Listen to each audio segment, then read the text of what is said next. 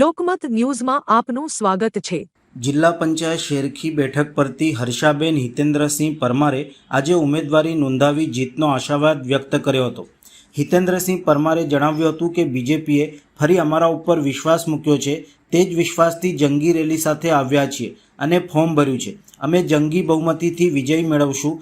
PM CM ધારાસભ્યનો પણ આ અવસરે તેઓએ આભાર વ્યક્ત કર્યો હતો। વિરોધીઓ સામે રોષ ઠાલવ્યો હતો અને અમારી વિકાસ કામગીરી ગામના લોકોને પૂજ્યો તેમ જણાવ્યું હતું। 5000 પ્લસથી લીડ કરીશું તેવો આશાવાદ વ્યક્ત કર્યો હતો। ભારતીય જનતા પાર્ટીએ અમારા કામ અને અમારી જે લગન ને ધગસ ને વિશ્વાસ મૂકીને અમને ફરી એકવાર ભારતીય જનતા પાર્ટીનું મેન્ડેટ મારા પત્ની હર્ષાબેન હિતેન્દ્રસિંહ પરમારને શેરખી જિલ્લા પંચાયતનું આપવામાં આવ્યું છે।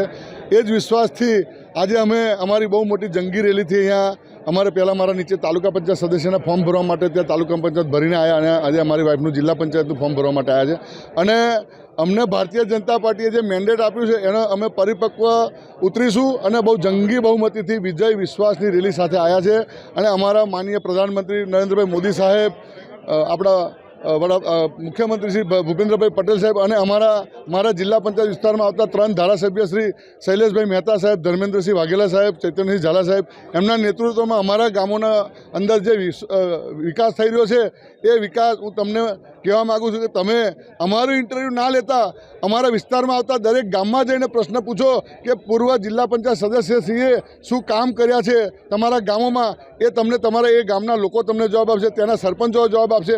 અને અમારા જે હરીફો છે ગઈકાલે ફોર્મ ભરવા હતા અને એમને જે ઇન્ટરવ્યૂ આપ્યું હતું કે એમના ગામનો વિકાસ કર્યો, અરે અમારા ગામનો વિકાસ કર્યો તો તમે બોલો છો, અમારા ગામનો વિકાસ કર્યો તમે બોલો છો। હું પોતે ત્રણ ટર્મથી અંપાડ ગામનો સરપંચ છું અને મારી જોડે અમારે CSRના ફંડથી અમારા ગામમાં બહુ મોટું રાજપૂત ભવન બનાવેલું છે, ગામમાં બહુ બધો વિકાસ થયો છે।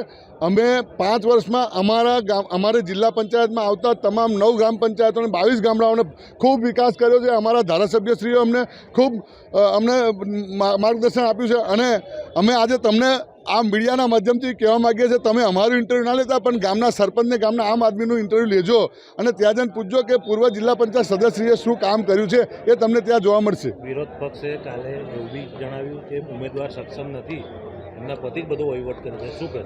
ઉમેદવાર સક્ષમ નથી તો ઉમેદવાર ફરી ભારતીય જનતા પાર્ટી ટિકિટ કેમ આપે? અને ઉમેદવાર સક્ષમ છે એના માટે ફરી રિપીટ કર્યા છે અને ગઈ ટર્મમાં પણ 3 ત્રિપક્ષીય જંગ હતો, એમાં પણ બહુમતીથી જીત કરીને આવ્યા હતા।